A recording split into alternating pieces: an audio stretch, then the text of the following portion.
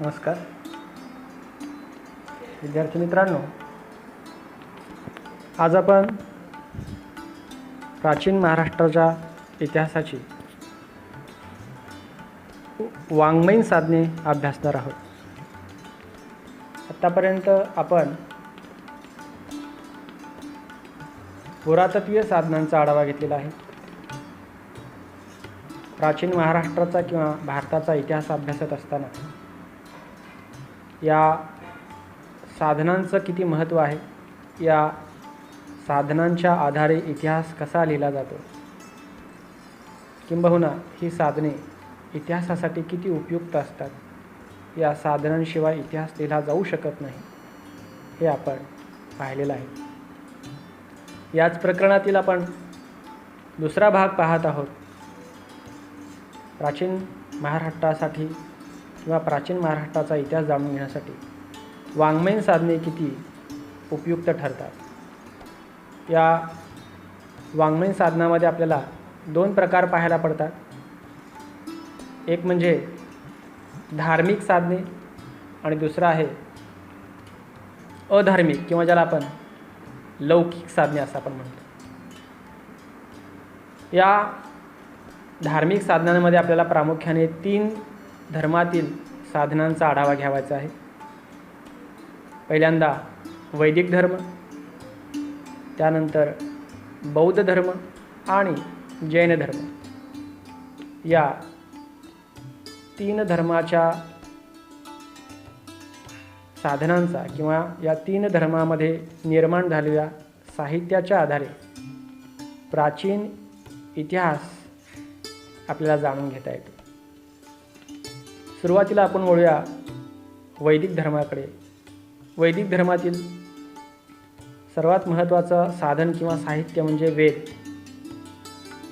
वेद हे भारताच्या इतिहासातील अतिशय महत्त्वाचे आणि अत्यंत प्राचीन असे साहित्य आहे की जे संस्कृत भाषेत उपलब्ध आहे.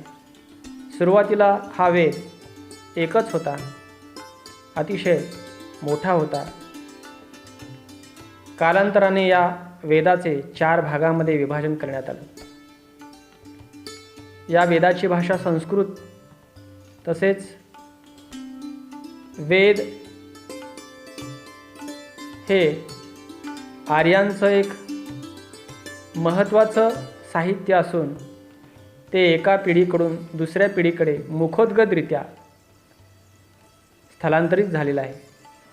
जोपर्यंत मानवाला लेखनकला अवगत नव्हती तोपर्यंत हे वेद गुरु शिष्य परंपरेतून एका पिढीतून दुसऱ्या पिढीकडे मुखोद्गतरित्या स्थलांतरित झालेले आहे. यामध्ये सर्वात प्राचीन वेद म्हणून ऋग्वेद या ग्रंथाला ओळखले जाते. ऋग्वेदामध्ये एकूण 1028 सूक्ते आहेत. हजारो ऋचा आहेत. या ऋचा म्हणजेच वेदातील काव्यपंक्ती. या ऋचांमधून प्राचीन वैदिकांच्या किंवा आर्यांच्या देवदेवतांचे वर्णन आहे, स्तुती आहे. यामध्ये इंद्र, वरुण, अग्नी, सविता, उषा यासारख्या निसर्ग देवतांचे चित्रण किंवा वर्णन आपल्याला पाहायला मिळते. ऋग्वेद काळातील सामाजिक, धार्मिक, आर्थिक, सांस्कृतिक जीवन अभ्यासण्यासाठी या ऋग्वेद ग्रंथाचा फार मोठा उपयोग होतो. या 10 मंडळातील 10व्या मंडळातील पुरुष सूक्त हे महत्त्वाचे सूक्त असून या ऋग्वेदाच्या या पुरुष सूक्तातून सुद्धा आपल्याला ऋग्वेदकालीन अतिशय महत्त्वाची माहिती मिळते. यानंतर आहे दुसरा यजुर्वेद. यजुर्वेद ग्रंथामध्ये आपल्याला यज्ञविषयक माहिती मिळते. आर्यांना यज्ञाची आवड होती. यज्ञ हे अत्यंत महत्त्वाचा घटक होता त्यांच्या जीवनातला. आणि यज्ञ कशाप्रकारे करायचे, त्याच्यामध्ये मंत्र कसे म्हणायचे, यज्ञामधील मंत्राचा अचूकपणा याबद्दलची माहिती आपल्याला या ग्रंथातून मिळते. यानंतर आहे सामवेद. भारतीय संगीत शास्त्राचा पाया म्हणून सामवेदाकडे पाहिले जाते. वेदांमध्ये म्हटल्या जाणाऱ्या ऋचा कशा तालबद्ध सुरात म्हटल्या पाहिजेत, त्याचा स्वर, उच्चार कशा प्रकारे असला पाहिजे आणि ते लयबद्धरित्या कसे असले पाहिजेत याबद्दलची माहिती आपल्याला सामवेदातून मिळते. तर अथर्ववेदामधून आपल्याला प्राचीन भारतातील आयुर्वेद, संगीतशास्त्र, त्याचबरोबर आयुर्वेदशास्त्र, शरीरचिकित्सा, वनस्पतीशास्त्र, वैद्यकशास्त्राचा अभ्यास या अथर्ववेदातून पाहायला मिळतो. अशा प्रकारे हे चारही वेद वैदिक काळातील सामाजिक, आर्थिक, धार्मिक आणि सांस्कृतिक जीवन समजून घेण्यासाठी उपयुक्त ठरतात. यानंतर आहेत उपनिषदे. उप अधिक नि अधिक सत या संस्कृत शब्दाची फोड अशी केली जाते. उप म्हणजे जवळ, नि म्हणजे बसणे आणि शदे म्हणजे ग्रहण करणे. गुरुजवळ शिष्याने बसून ग्रहण केलेले ज्ञान ज्यात संग्रहित करण्यात आलेले आहे ते म्हणजे उपनिषद. या उपनिषदात गूढ तत्त्वज्ञान, त्याचबरोबर विश्वाची उत्पत्ती, आत्मसाक्षात्कार, आत्मतत्व किंवा विश्वनिर्मिती याबद्दलची माहिती किंवा याबद्दलचं ज्ञान या उपनिषदामध्ये सामावलेलं आहे. आणि भारतातील एक प्रचंड महत्त्वाचं तत्त्वज्ञान या उपनिषदांमध्ये आपल्याला पाहायला मिळतं. आणि अशा प्रकारे या उपनिषदातून सुद्धा भारतातील प्राचीन काळातील आध्यात्मिक जीवनावर प्रकाश टाकता येतो. याशिवाय आरण्यके ग्रंथ आहे की जे अरण्यात ऋषीमुनींनी एकांतवासामध्ये ग्रहण केलेलं ज्ञान किंवा प्राप्त केलेल्या तपस्येतून ज्ञान या आरण्यकामध्ये आहे. शिवाय ब्राह्मण्यके नावाचे ग्रंथ आहेत. या ब्राह्मण्यकातून सुद्धा आपल्याला त्या काळातील सामाजिक, धार्मिक जीवनाची माहिती मिळते. यानंतर आहे स्मृतिग्रंथ.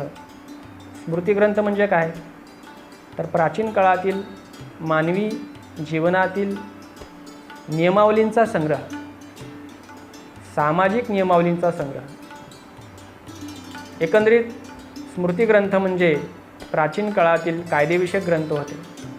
समाजामध्ये मानवाने, स्त्रीने, पुरुषाने कशा प्रकारचे जीवन जगावे, काय करावे, काय करू नये, कसे वागावे, कसे वागू नये याबद्दलची नियमावली या ग्रंथामध्ये पाहायला मिळते. यामध्ये प्रामुख्याने स्मृतिग्रंथ, यामध्ये नारद स्मृती, मनुस्मृती, याज्ञवल्क्य स्मृती यासारख्या स्मृतिग्रंथाचा समावेश होतो. असे हे कायदेविषयक स्मृतिग्रंथसुद्धा आपल्याला तत्कालीन समाजाबद्दलचा इतिहास जाणून घेण्यासाठी उपयुक्त ठरतात. यानंतर आहेत पुराण ग्रंथ. 18 पुराणे व 18 उपपुराणे आपल्याला पाहायला मिळतात. या पुराणांमधून सुद्धा आपल्याला तत्कालीन समाज जीवनाची माहिती मिळते. प्राचीन समाजातील व्रतवैकल्ये, उपास, नवसायास, 16 संस्कार, विवाह, जातीप्रथा, वर्णव्यवस्था याबद्दलचं ज्ञान जाणून घ्यावयाचं असेल तर आपल्याला पुराणांचा आधार घ्यावा लागतो. पुराणे हे जरी दुय्यम साधन असले तर या ग्रंथातून महत्त्वाची माहिती मिळते. यानंतर आहे महाकाव्ये. रामायण व महाभारत यासारख्या 2 महाकाव्यातून सुद्धा आपल्याला प्राचीन भारतातील जीवन प्रणाली, विविध राज्ये, युद्ध, याचबरोबर त्यांच्यातील तह, करार, नीतिशास्त्र, समाज नियम, समाज व्यवस्था, आदर्श समाज व्यवस्था याबद्दलचं चित्रण या महाकाव्यामधून दिसतं. आणि या महाकाव्य काळामध्ये एक कशा प्रकारे समाजाची प्रगती, अवनती होत गेली याबद्दल देखील आपल्याला प्रकाश टाकता येतो. एकंदरीत ही महाकाव्ये प्राचीन भारताचा इतिहास जाणून घेण्यासाठी अत्यंत उपयुक्त साधन ठरते.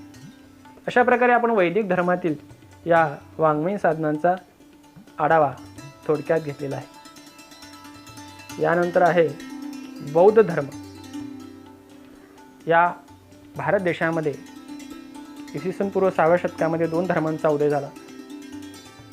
एक म्हणजे बौद्ध धर्म आणि दुसरा म्हणजे जैन धर्म. वर्धमान महावीरांनी जैन धर्माची स्थापना केली व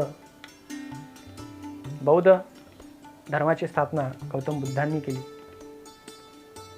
खरं तर वर्धमान महावीरांना जैन धर्माचे 24वे तीर्थकार म्हणून प्रवर्तक मानले जाते, पण त्या अगोदरच जैन धर्माची स्थापना ऋषभनाथ यांनी केली होती. या धर्माशी निगडीत अनेक साहित्य निर्माण झालं. सुरुवातीला आपण पाहूया बौद्ध धर्मातील साहित्य. बौद्ध धर्मातील साहित्य हे पाली भाषेतून निर्माण झाले. यामध्ये प्रामुख्याने त्रिपिटक या ग्रंथाला महत्त्वाचं स्थान आहे.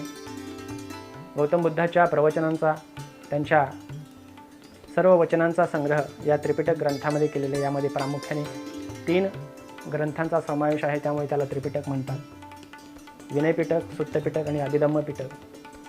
या ग्रंथातून भिक्षू भिक्षुणी बुद्धाचे जीवन, जन्मापासून ते निर्वाणापर्यंत सर्व प्रकारची माहिती, त्यांचे आदेश, उपदेश, त्यांची वचनं आपल्याला या ग्रंथातून पाहायला मिळतात. याशिवाय जातक कथा, या जातक कथांमधून सुद्धा आपल्याला तत्कालीन गौतम बुद्धाच्या जीवनातील सर्व काही गोष्टी, कथा किंवा पुराणकथा यातून आपल्याला पाहायला मिळतात. याशिवाय सिंहली भाषेतील महावंश व दीपवंश या ग्रंथातून सुद्धा आपल्याला बुद्ध काळातील समाज जीवनावर प्रकाश टाकता येतो.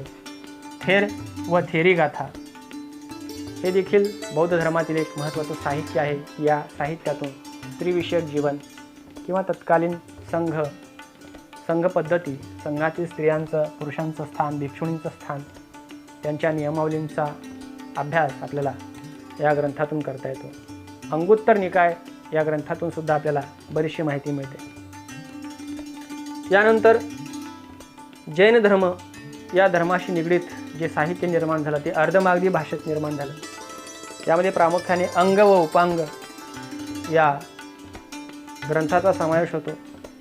हेमचंद्र याने परिशिष्ट पर्वण नावाचा ग्रंथ लिहिला आणि यातून जैन धर्मातील श्राविका, श्रावक, त्यांची नियमावली, त्यांचं जीवन, वर्धमान महावीराचं चरित्र किंवा वर्धमान महावीरांची वचनं या ग्रंथातून पाहायला मिळतात.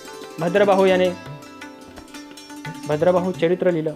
त्रिलोक प्रज्ञाप्ती, कथाकोश, महापुराण, समयसार यासारखे जैन धर्माशी निगडीत निर्माण झालेलं साहित्य हे अत्यंत महत्त्वाचं साहित्य आहे की या साहित्यातून आपल्याला इसवी पूर्व 6व्या शतकातील सामाजिक, धार्मिक, सांस्कृतिक जीवनावर प्रकाश टाकण्यासाठी मदत होते.